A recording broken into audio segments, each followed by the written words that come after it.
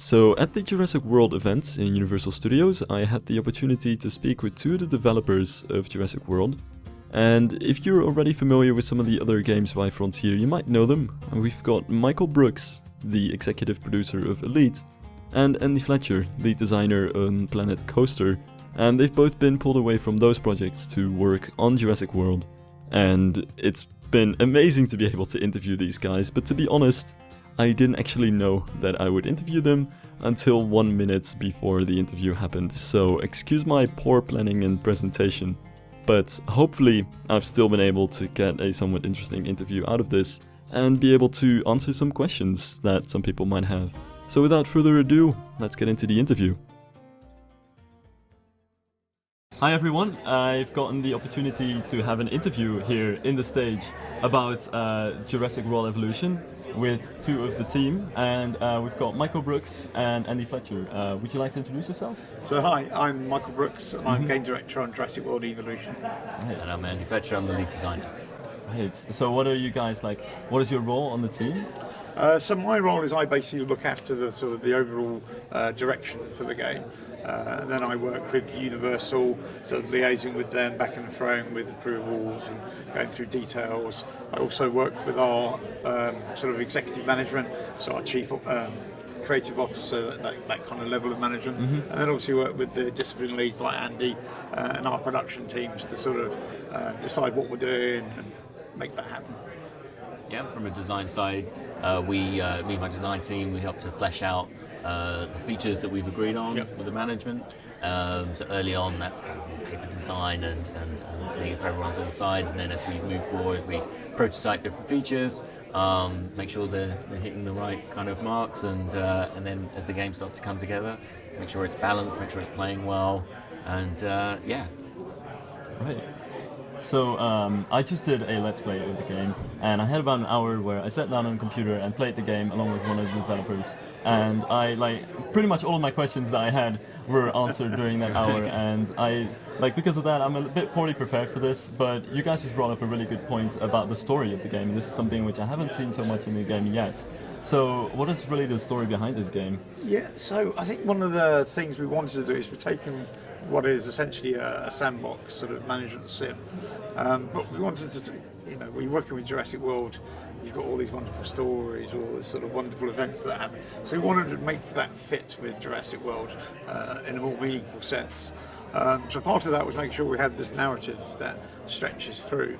The central linchpin to that is Dr. Ian Malcolm from the very first film and from the new film coming out. We were lucky enough to engage Jeff Goldblum for that role, and then we had the sort of the three divisions that then kind of provide the sort of the meat of the story that intertwines.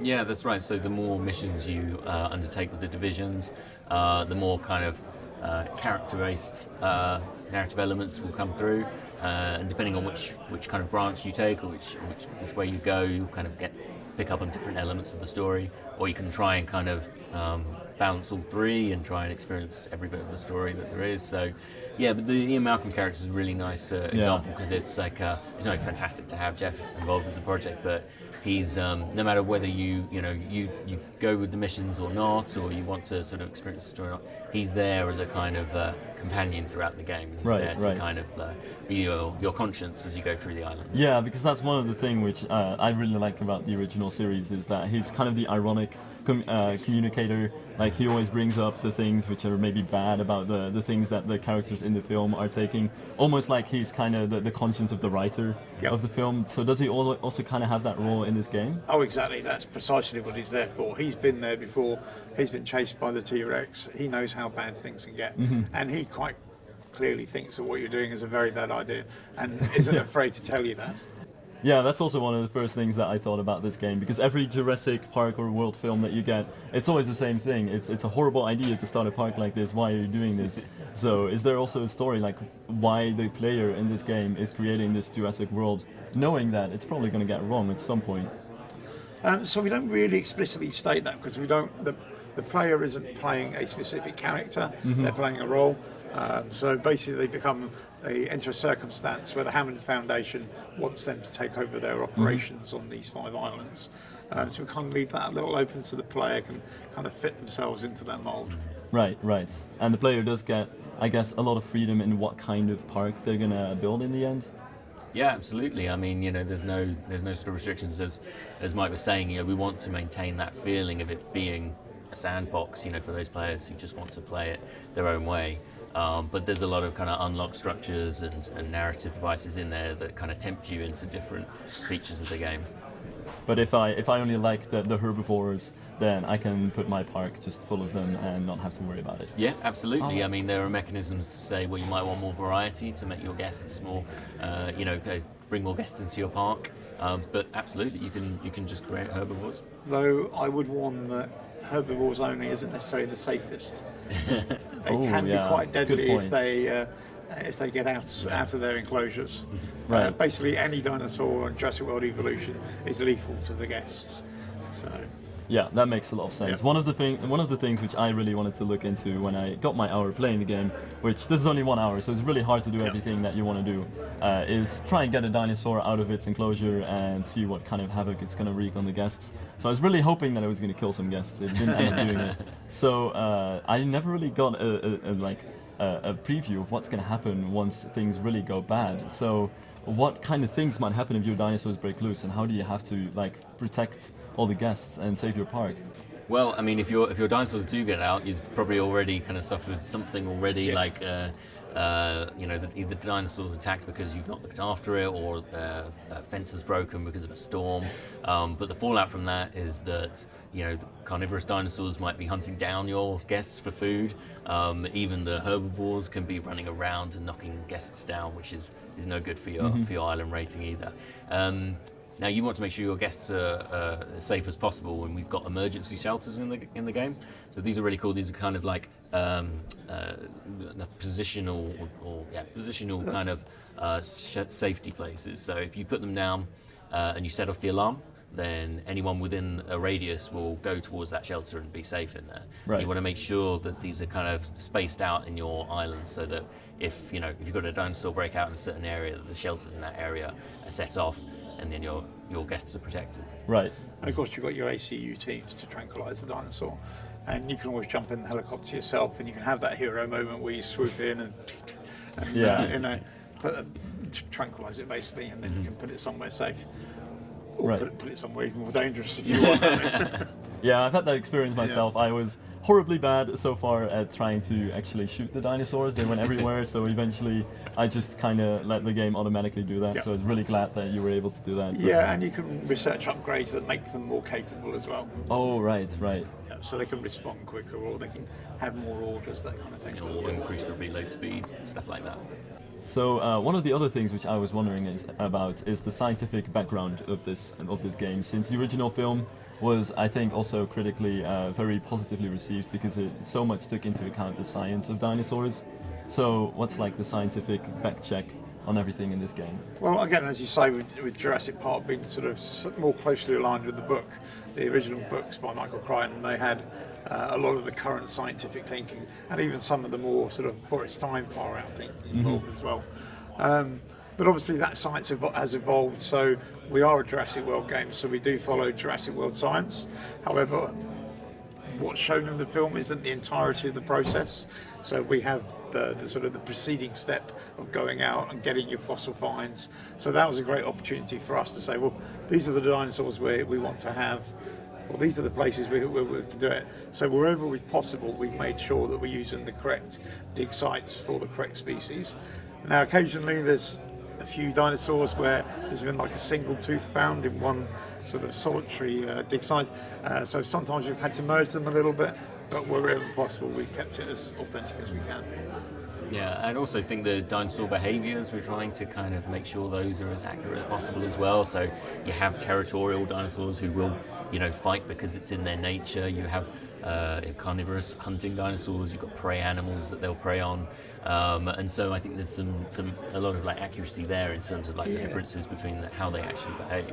The social one is also one I quite like. Some of the dinosaurs are quite social, so they'll kind of meet up and start sort of chatting and looking away at each other, and that's kind of cool. It's a very readable behaviour, and that's one of the things that was probably one of the more sort of driving elements for the behaviours is to make sure that by looking at it you can kind of understand it. So if it's eating at something, yes, clearly it's satisfying that need. But if they're sort of looking at each other interacting, then you can kind of see that there's a connection between those two animals. Yeah, that's one of the things which I thought about the game is you don't get all the information. Like you have a lot of trivia, but you don't really get everything. Some things I think you'll have to end up in the final game really figuring out yourself. Like what kind of dinosaurs can I place together? What kind of needs do they have? Is that going to be like one of the challenges of the game, trying to figure that sort of stuff out? I think there's definitely a learning process there. I mean, early on in development, I know that I certainly used to just create one enclosure, just for speed's sort of sake. But you know, that's just the nightmare as soon as you get carnivores into the mix, because as soon as you get beyond a certain amount of dinosaurs, because you find that they need more space, and you know, if they don't get enough space, they get stressed and they want to break out. I think that is part of the learning process of how you deal with these animals. But it means you can also end up with interesting combinations. So an example might be that you want a mixed enclosure. So you put brachiosaurs or the big sauropods, but you can put raptors in there as well, because the sauropods are too big for the raptors to deal with. Where if you put a gallimimus or something else in there, it would just get taken down by the raptor. So you can end up with these interesting sort of interspecies combinations. But yes, some of them just need lots of space and don't like overcrowding. Yeah. And AI is one of the most important things of the dinosaurs, like getting their AI to be realistic and getting some good behavior from them. Yeah, absolutely. There's a really intricate kind of behavior tree that they follow. So they have a whole load of priorities that they kind of go, okay, at any moment they're checking, right, what do I want to do now? What do I want to do now? And they've got all these lists of things that they can do, and they try and prioritize them as believably as they can. So, but there's also some cool kind of reactive behaviors. So if you've just opened a gate near a dinosaur, and it will pick up on that, and it might decide to bolt for freedom, because it's noticed that that's happened. But if it's starving hungry, then it might still just go to the feeder and feed. Right. And this goes into every animal of the game. Like I play some goats in my enclosure as well, but the goats started escaping as soon as I went to the dinosaur. Yeah, the goats are a little bit simpler. They're not so intelligent. Yeah, but at least they're free range compared to the ones. Yeah, definitely. I ended up getting a lot of goats in my enclosure because turns out that if you don't have a dinosaur yet to eat them, they're going to just keep on coming. They can deactivate the feeder, so it stops them releasing. So a final question is, one of the things which you focused on in Planet Coaster, which is of course another game by Frontier, is the guest AI and making sure that that's as realistic as possible. Has that also been a focus in this game? Well, I think it's interesting to contrast the two, because in some ways Planet Coaster focused on, like you say, the guest experience, and everything was considered from that perspective. In this game, everything's considered from the dinosaurs' perspective. That's where the focus has shifted to. They're the ones with all the needs and the stats and the details about how appealing they are to the guests. The guests are still important. You still got to make sure they're happy and they're kept safe above all else. But there's a slight change of focus there. One of the really nice things we took from Planet Coaster, though, is some of the expertise behind the crowd simulation in terms of how they flow around the park. So when you do have a dinosaur escaping, there's some pretty spectacular things that can occur. Yeah, you just see big crowds just flocking away from the dinosaur as it starts chasing after them. I can't wait to see that. That's definitely something that I'm looking forward to. All right, thank you for this interview. It's been really cool to meet you guys and learn more about this game. Good to meet you. Thank you. That's it.